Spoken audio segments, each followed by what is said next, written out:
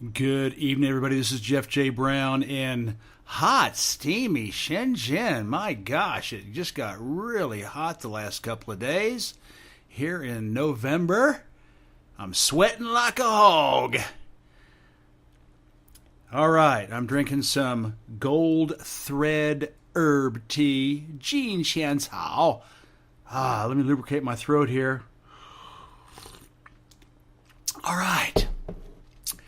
Today's podcast and article, of course, has not as many as some of the others, but enough visuals and hyperlinks that you'd like to find the original article, which will be posted with this, so please read along while you listen.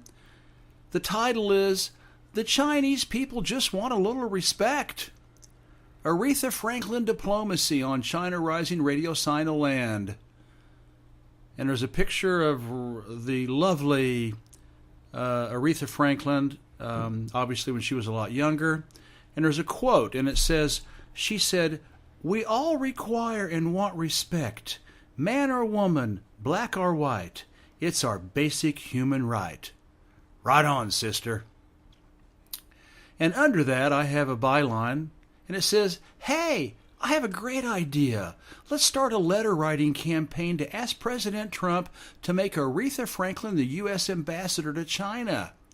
Baba Beijing and the citizens of this largely misunderstood country would surely appreciate the respect conferred."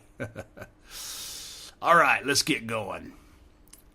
In general, the Chinese are way too Confucian-Daoist-Buddhist to outwardly express their disillusionment to Westerners' faces. But among themselves, they can be quite open about it. From personal experience, I can say that a few rounds of beer, wine, or liquor can bring out the truth too. In vino veritas is a timeless refrain. I also hear it when speaking Mandarin with them. I convince them that I really am on their side, which is true, and they will vent their spleens, politely, I might add. But again, 99% of the time, most Euranglolanders are clueless and kept in the dark. All of this goes back to the Confucian notion of zhen, which means to forbear or endure. The top half of the Chinese character is a knife, and the bottom half is the heart, as can be seen in the enlarged character below. So, zhen is a knife coming down on top of you. You can't escape it, and it is cutting into your heart, not killing you, but hurting you. And you have to take it, endure it. The four comma-looking parts represent drops of blood. Zhen is serious business. Zhen is considered to be the apex of great leadership for Baba Beijing, China's leaders, and the ideal civilization among the citizens between each other and with other nations. There are tens of different words and idioms centered around Zhen and its concept of endurance, patience, and tolerance. The Chinese endure endless foreign insults with the famous axiom, "Zhen bei qiang xiao," which means to endure sadness with a forced smile. Notice the second character for sadness also has the symbol below for heart.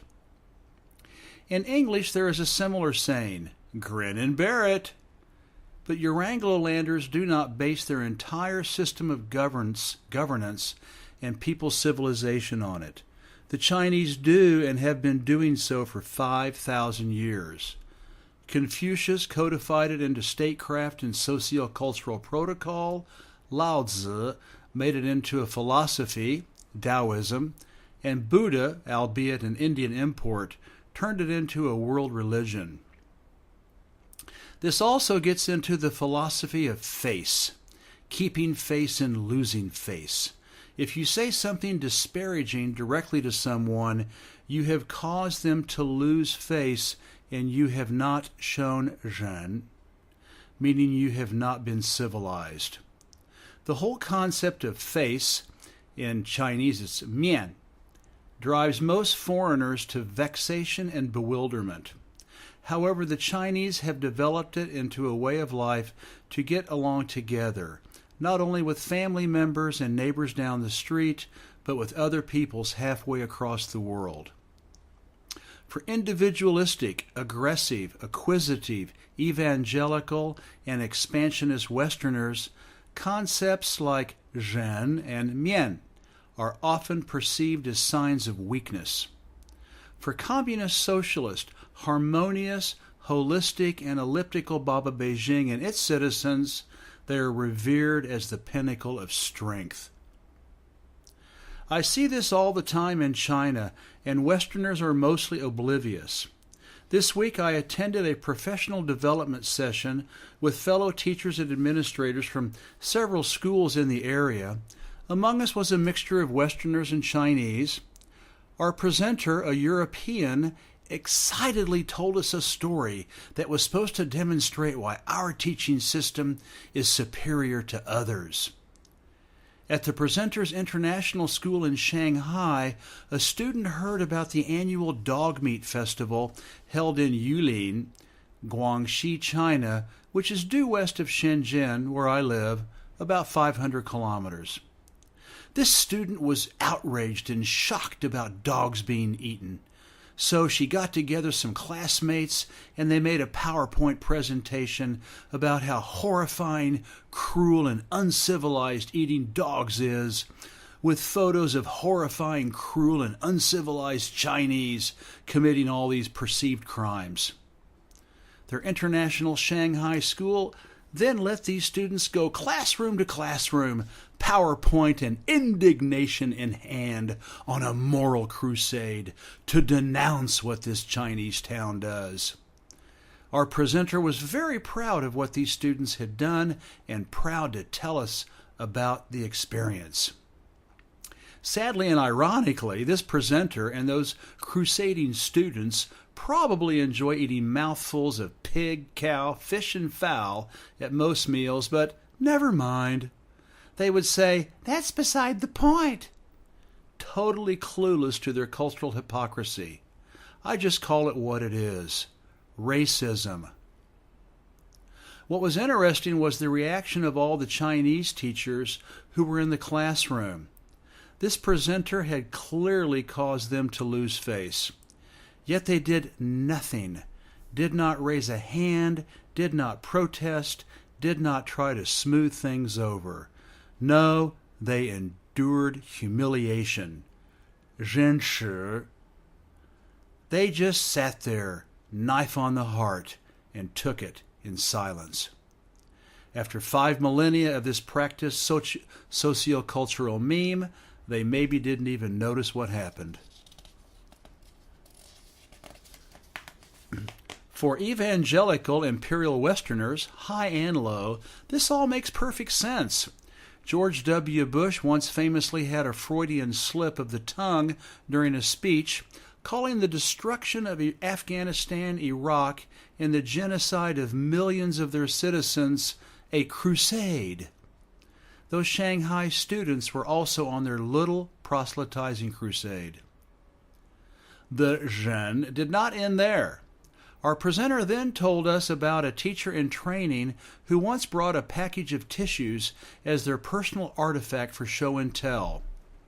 You know where this is headed. Yes, since the trainee lived in China, they must bring toilet paper with them everywhere they go, because you never know. Geez Louise. That might pass among a bunch of drunken university fraternity brothers lighting each other's farts while watching the classic movie of its genre, Animal House.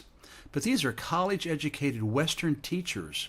Would you want your child, Chinese or otherwise, to be getting this lowbrow racist projection all day? Then in another practice lesson, there was one station with color photos of foods from around the world. Tacos from Latin America, hamburgers and French fries from North America, beautifully rolled Japanese sushi, and grilled fish and rice from West Africa. So what did our presenter pick to represent Chinese cuisine? What else but steamed chicken feet? God. Here is one of the most popular, elegant, and varied culinary art forms offered to humankind, and 5,000 years of stunning cooking history were reduced down to a bowl of chicken feet. Why didn't she show pickled pig brains for the United States, or sautéed pork intestines to represent French cuisine? Yes, these regional specialty dishes exist in these countries, but are they representative of two great national kitchens? No, but steamed chicken feet will do for China's 1.3 billion citizens. The Chinese put up with these racist Western indignities day and night. Zhen, baby, zhen. Yet I can't really blame these people. I do empathize because before I came back to China in 2010, I still exhibited much of the same blinkered white man's moral and intellectual superiority. We were brainwashed with it from birth, and the propaganda at school and in the mainstream media is oppressive. Our presenter has lived in China for 20 years and is oblivious to their racist sentiments.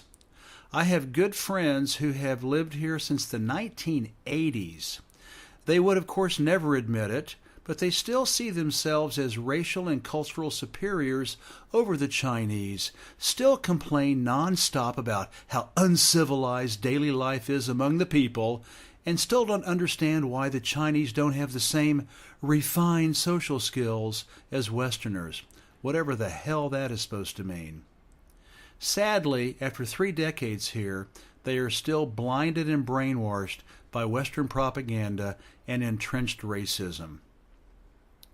From Alexander the Great in the 4th century BC to the medieval European Crusades to the 15th to 19th century extermination of 100 million Native Americans, to China's century of humiliation, 1839 to 1949, to 20th century's genocide in Palestine, to the destruction and slaughter in 21st century Syria, and millions of horrific, cruel, and uncivilized points in between, all of the world's people have been practicing Zhen in the face of the West's onslaught for 3 millennia.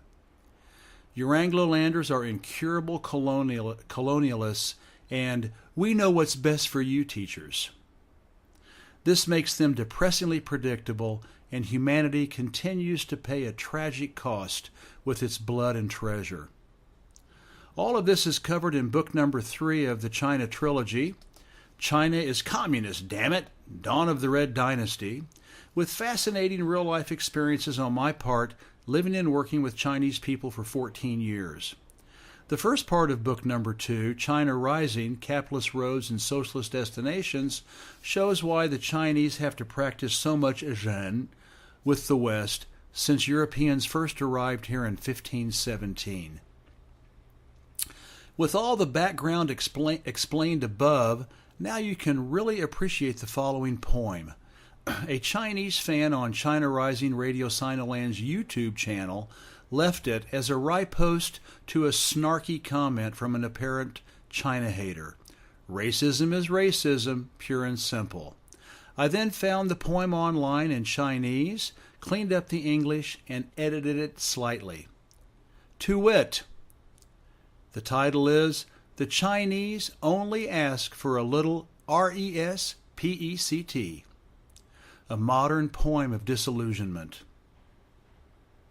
When we were the sick man of Asia, we were called the Yellow Peril.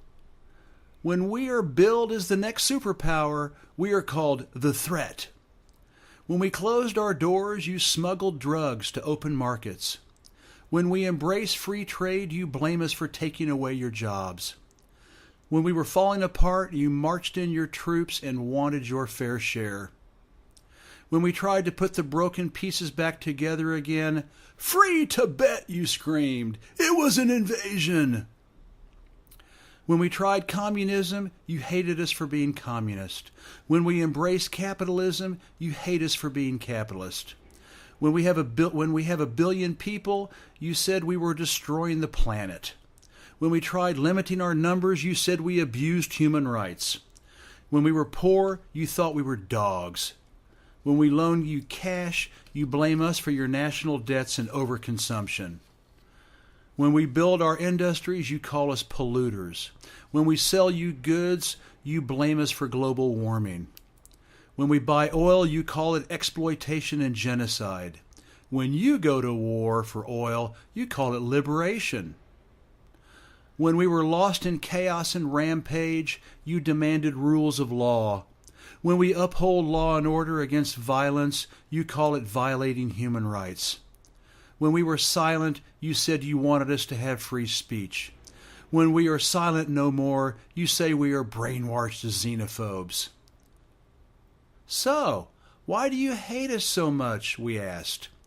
No, you answered, we don't hate you.